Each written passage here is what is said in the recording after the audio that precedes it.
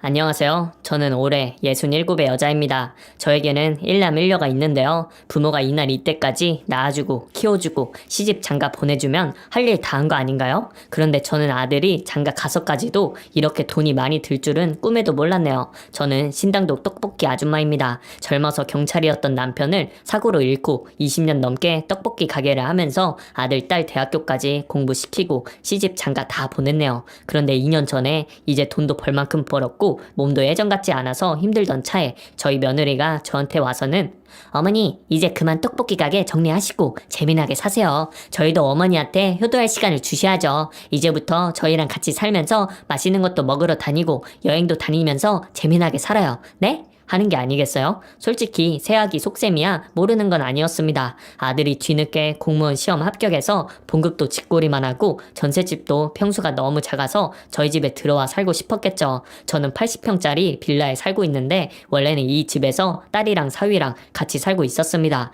그런데 사위가 해외 지사로 발령이 나는 바람에 딸도 같이 미국으로 가버려서 지금 이 큰 집에 저 혼자 살고 있거든요. 그래서 저도 많이 적적했던 찰나에 아들 네가 들어와서 산다고 하니 못 이기는 척 그러라고 했습니다. 뭐 주위에서는 부모가 다 큰 자식과 같이 살면 문제 생긴다고들 하는데 저는 돈도 있고 빌라도 2층 집이라 1층과 2층이 따로 분리되어 있으니 같이 살아도 싸울 일도 없고 별 문제 없을 거라고 생각했어요. 사실 문제 생겨봤자 대한민국 고부 갈등 중에 돈으로 해결할 수 없는 게 몇이나 되겠어? 싶었습니다. 내가 미쳤지. 어쨌든 처음 같이 살게 됐을 때 며느리는 정말 딸처럼 잘해줬습니다. 같이 요즘 젊은 애들이 많이 간다는 맛집 투어도 하고 영화도 같이 보러 다니고 어디 친구들 만나러 갈 때마다 옷이랑 보석도 센스 있게 골라주고 물론 결제는 전부 제가 했지만 이 정도는 괜찮다 싶었습니다. 죽을 때 돈 싸들고 갈 것도 아니고 며느리도 내 자식이니까 며느리한테 드리는 돈을 아깝게 생각하지 말자고 생각했어요.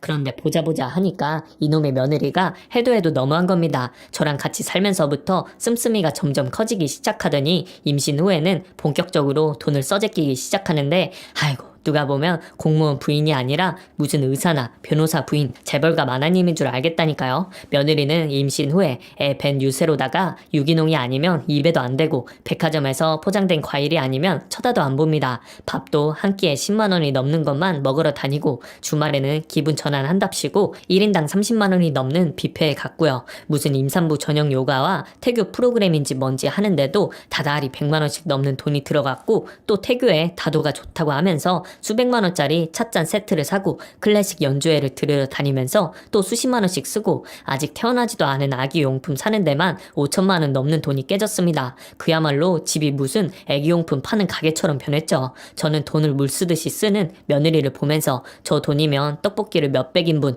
몇천 인분을 팔아야 버는 돈인데 지들이 버린 돈이 아니라고 이렇게 막 쓸 수가 있나 서운하기도 하고 괘씸하기도 해서 잔소리를 좀 할라 치면 어머니 죄송해요. 어머니한테도 큰 돈인데 근데 저 우리 별님이 건강하고 머리도 좋고 똑똑한 애로 낳아서 어머니 품에 안겨드리고 싶어요. 제 맘 이해해 주실 거죠? 하면서 손수를 치는 겁니다. 그럼 또 저는 마음이 약해져서 우리 손주한테 드는 돈인데 내가 아까울 게 뭐 있겠냐고 임신할 때 마음 편한 게 최고니까 너는 아무 걱정 말고 태교에 신경 쓰고 필요한 거 갖고 싶은 거 있으면 아낌없이 다 사라고 등신처럼 마음에도 없는 말만 해버렸어요. 제가 며느리한테 이렇게 마음이 약한 데는 이유가 있는데요. 사실 며느리 나이가 많이 어립니다. 26에 교사 임용시험 떨어지고 기간제 교사로 근무하다가 38인 우리 아들을 만났으니 둘이 띠동갑인 거죠. 대학에서 계속 공부만 하고 친구들하고 어울릴 새도 없이 계속 시험 보고 떨어지고 또 시험 보고 그러다가 우리 아들을 만나서 처음으로 연애하고 결혼까지 했는데 바로 애까지 생겨버리니까 며느리 입장에서는 청춘을 제대로 누려보지도 못하고 떠나 보내는 것 같아서 억울할 것도 같더라고요. 그래서 돈 쓰는 재미로라도 스트레스 마음껏 풀라고 가만히 두는 것도 있었습니다. 제가 신당동 개모임을 하는데 거기 언니들 이야기 들으면 요즘 젊은 것들 아주 웃기지도 않더라고요. 여자애들이 너무 쉽게 몸을 굴리고 바람도 많이 피고 해픈 애들이 많은 세상에 우리 며느리는 그런 쪽에 있어서는 정말 보수적이고 조신한 나이니까요. 임신했을 때도 아무리 산부인과 의사라고 해도 남편이 아닌 외간 남자한테 자기 몸을 함부로 보여주고 싶지 않다면서 여자 산부인과 의사를 찾아 혼자 다닌데다가 아무리 더운 여름날에도 가슴골이 드러나는 옷은 입지 않은 애였습니다. 비록 돈은 함부로 썼지만 몸 함부로 굴리는 것보다 돈 쓰는 게 100번 나았기에 저는 며느리가 과하게 돈을 써대도 저도 애 낳고 키워보면 철이 들겠지 하고 지켜보고 있었습니다. 그런데 며느리는 아들을 낳자 오히려 씀씀이가 더 커져만 갔고 아들은 저한테 맡겨두고 지는 놀러 다니는 게 아니겠어요?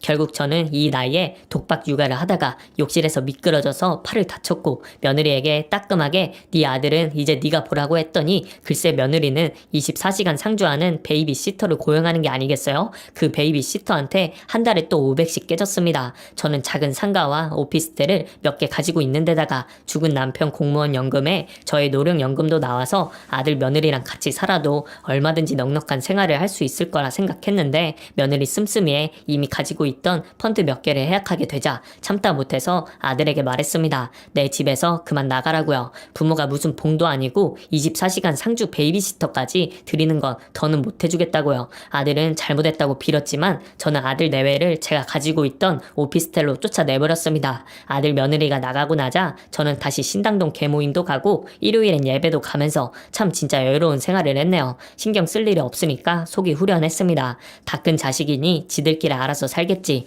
이제 더는 신경 쓰지 말자 싶었어요. 그런데 얼마 후에 병원에서 연락이 왔습니다. 아들이 병원에 입원을 했다고요. 놀러 달려가 보니 글쎄 아들이 며느리 대신 애를 보다가 허리를 삐끗했다는 게 아니겠어요? 알고 보니 며느리가 죽어도 자기네 애를 볼 수 없다고 해서 아들이 육아휴직을 내고 독박 육아를 하고 있었더라고요. 그 꼴을 보는 제 속은 아주 썩어 문드러질 지경이었습니다. 며느리는 또 저를 보자마자 그 큰 눈으로 닭똥 같은 눈물을 뚝뚝 흘리면서 죄송하다고 좁은 오피스텔에 애기 용품이 지천에 널려 있어서 아들이 넘어져서 다쳤다면서 다시 집에 들어와서 살면 안 되냐고 사정을 했습니다. 저는 단호하게 안 된다고 했는데 며느리가 이제는 자기가 정말 반성 많이 했다면서 다시 들어와서 살면 아들도 자기 손으로 직접 키우고 남편도 다시 복직을 시킬 거라고 하대요. 그래서 속는 셈 치고 지켜보니까 애 똥기저귀도 더럽다면서 제 손으로 안 가려주던 애가 허리 다친 제 아들 대소변도 손수 받아내고 지 아들도 직접 먹이고 입히고 재우는 게 아니겠어요? 남편 병간호하랴 애 돌보랴 종종거리는 그 모습이 하도 딱해서 조금만 더 지켜보고는 다시 들어와 살라고 해주려고 마음을 먹었습니다.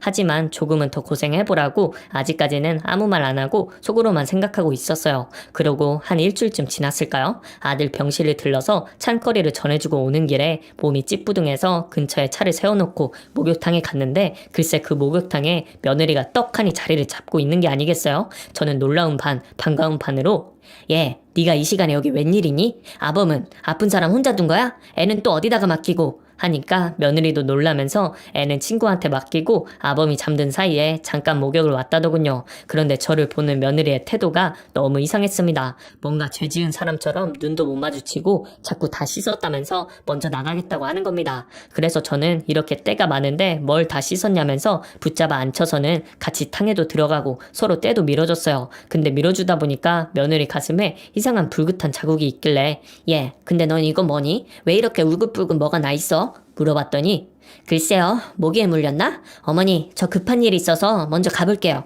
하면서 다 씻지도 않고 도망치듯이 일어나 가버리는 게 여간 수상한 게 아니었습니다. 그래도 저는 남편 병간호하다가 농땡이 부린 걸 시어머니한테 딱 걸려서 민망해서 그랬나 보다 하고 대수롭지 않게 생각했습니다. 그런데 며느리랑 같이 목욕하고 온 후에 자꾸만 아래쪽이 가려운 겁니다. 참 남사스러워서 어디 말도 못하고 혼자 나와보려고 애를 써봤는데 아무리 씻고 열심히 약을 발라도 며칠이 지나도 낫지 않길래 이상하다 싶어서 산부인과에 갔습니다. 그랬더니 글쎄 저보고 임질에 걸렸다는 게 아니겠어요? 의사가 저한테 최근에 혹시 낯선 사람과 관계를 한 적이 있냐고 묻는데 얼척이 없어서 아니 내가 과부되고 독수 공방한 지가 20년이 넘었는데 지금 누구 염장질이냐고 화를 냈더니 그러면 최근에 사우나를 가거나 수건을 함께 쓴 적이 있냐고 묻더군요. 그제서야 저는 며느리랑 같이 탕에 들어간 생각이 났습니다. 그리고 며느리 몸에 있던 그 수상한 자국들도요. 저는 그제 그제야 그 자국이 뭔지 생각이 났습니다. 하도 안 한 지가 오래돼서 잊고 살았는데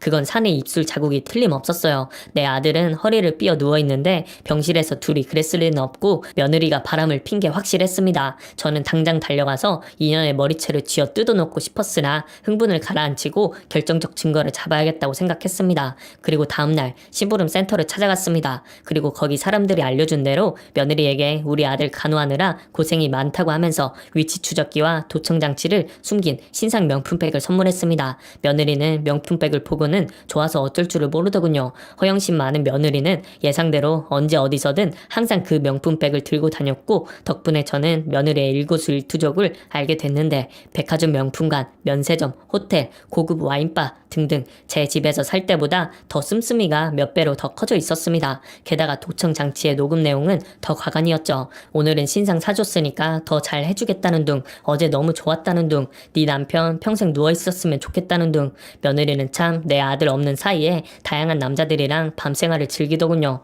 저는 녹음 내용을 들으면서 부르르 떨었습니다. 그동안 내가 저한테 어떻게 했는데. 그런데 녹음 파일을 더 듣는데 놀라 나자빠지는 줄 알았습니다. 야, 근데 네 남편 태어나면 계속 같이 살 거야? 몰라. 순진해서 뜯어먹기는 딱인데 그 악독한 늙은 여우가 갑자기 돈을 안 내놓잖아. 진짜 미쳐버리겠다니까? 그러니까 그냥 깔끔하게 처리하라니까. 유산만큼 확실한 게 뭐가 있냐.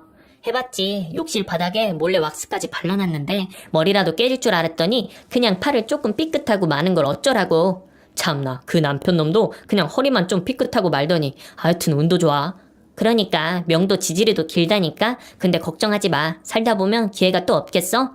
그래, 빨리 처리해서 내가 콜하면 언제라도 달려올 수 있는 자유의 몸이 됐으면 좋겠네. 그러니까 좀만 기다려. 참 이런 금수만도 못한 대화를 듣자니 기가 막히고 아무것도 모르고 병실에 누워있는 내 아들이 불쌍하고 저런 며느리를 조신하다고 믿고 온갖 자랑을 다 했던 저 자신도 비참하고 억장이 무너져서 한참을 울었습니다. 무엇보다도 며느리가 돈 때문에 나랑 내 아들을 죽이려고 했다는 게 죽지 않고 다치기만 해서 아쉬워하는 게 너무나도 섬뜩했습니다. 저런 무시무시한 대화를 하면서 년놈은 아무렇지도 않게 내 아들의 집으로 향하고 있었습니다. 머리 끝까지 분기탱천한 저는 오늘 저 년놈들을 발가벗겨서 길거리로 내쫓을 거라고 생각하고 아들 집으로 향했습니다. 휴대폰 동영상을 켜놓고 문을 열어 제꼈더니 세상에 그곳에는 며느리와 20대 중후반의 어린 놈이 동물처럼 엉겨 붙어 있는 게 아니겠어요? 두 년놈은 저를 보자마자 깜짝 놀라서 소리를 질렀고 남자놈은 너무 놀라서 알몸으로 도망쳐버렸습니다. 그리고 며느리 역시 나체로 제 앞에서 무릎 꿇고 빌었습니다. 한 번만 봐달라고 죽을 죄를 졌다고 싹싹 비는 그 모습까지도 저는 전부 동영상에 담아서 며느리 보는 앞에서 아들 핸드폰으로 전송을 시켰습니다. 그러자 며느리는 악다구니를 하면서 이게 다 어머니 때문이에요. 어머니가 그깟 돈 아끼겠다고 저를 내치지만 않았어도 이런 짓까지는 안 했을 거예요. 갖고 싶은 건 너무 많은데 돈은 없고 그러니 어떡해요. 이렇게라도 한 수밖에. 저는 너무 어이가 없어서 돈을 이렇게 더럽게 벌어서 더럽게 쓰면 천벌 받는다고 했습니다. 그랬더니 며느리는 그러는 어머니는 뭐 얼마나 깨끗한데요? 길거리에서 떡볶이 파는 게 더 쪽팔려요. 하는 게 아니겠어요? 저는 더 이상 말이 통할 것 같지 않아서 이혼 소송하고 친권, 양육권도 빼앗고 혼인 빙자 사기죄로 고소한다고 했습니다. 며느리는 그러거나 말거나 어차피 나도 늙은 네 아들하고 살기 싫었고 네 아들 애도 키우기 싫었다면서 돈 없어서 보상해줄 돈도 없으니까 네 맘대로 다 해보라면서 막말을 해댔습니다. 하지만 며느리의 이런 막가파 행동은 제가 가진 녹음 파일을 듣자마자 한순간에 뒤집어졌습니다. 욕실에 왁스를 발라놔서 아들과 저를 죽이려고 했던 건 살인 미수 및 상해치상의 결정적 증거였기 때문이죠. 이걸 법원에 제출하면 며느리는 꼼짝없이 실형을 살아야 할 테니까요. 며느리는 그제서야 잘못했다고 별님이를 생각해서라도 한 번만 봐달라고 싹싹 빌었는데 이후에 별님이 유전자 검사를 해보니까 아들의 친자가 아닌 걸로 나왔습니다. 저는 더 이상은 망설일 것도 없이 며느리를 혼인빙자 사기 및 살인 미수 및 상해치상의 혐의로 경찰에 고발을 했고 재판 과정에서 며느리가 한 번만 선처를 해달라고 애원을 해도 가차없이 판사님께 말했습니다. 피고인으로 인한 물질적 피해는 물론 정신적 피해도 너무 크기 때문에 법이 할 수 있는 범위 내에서 최고의 처벌을 해주길 원한다고요. 결국 징역 5년형을 선고받은 며느리는 지금 감옥에서 형을 살고 있습니다. 전 며느리가 형을 산 지도 벌써 1년이 다 되어가네요. 아들은 이 사건으로 충격에 빠져서 한동안 넋이 나간 사람처럼 멍하니 있었는데요. 지금은 그래도 많이 정신을 차려서 복직도 하고 친구도 만납니다. 그런데 이번 일로 심한 트라우마가 생겨서 아들이 며느리 다시 여자를 만날 수 있을지 결혼할 수 있을지는 잘 모르겠어요. 저 역시 새로운 누군가가 다시 며느리로 들어오면 마음을 줄 수 있을지 아직까지 자신이 없습니다. 참 정말이지 제가 독수 공방으로 남자 구경 못한 지가 언젠데 며느리 잘못 만나서 임질에 걸릴 줄은 상상이나 했겠냐고요. 게다가 이 임질이 아주 지독한 게 1년이 지나도록 재발이 잦아서 저는 이 나이에 팔자에도 없는 산부인과 치료를 받고 있습니다. 이런 엄청난 일을 겪고 보니까 어쩔 수 없이 깊은 인간 불신이 생기네요. 그래도 이런 일이 없었으면 아직도 며느리가 엄한 놈이랑 낳은 뻐꾸기 새끼를 내 손자로 알고 돈을 퍼붓고 있을 텐데 이렇게라도 진실이 밝혀져서 다행이라는 생각은 듭니다. 저는 이번 일로 질려서 아들 일이든 딸 일이든 너무 자식 일에 신경 쓰지 않기로 했어요. 코로나 끝나면 다시 신당동 개모임이나 나가고 제 취미 생활하면서 그렇게 즐겁게 살려고요. 긴 사연 들어주셔서 감사합니다.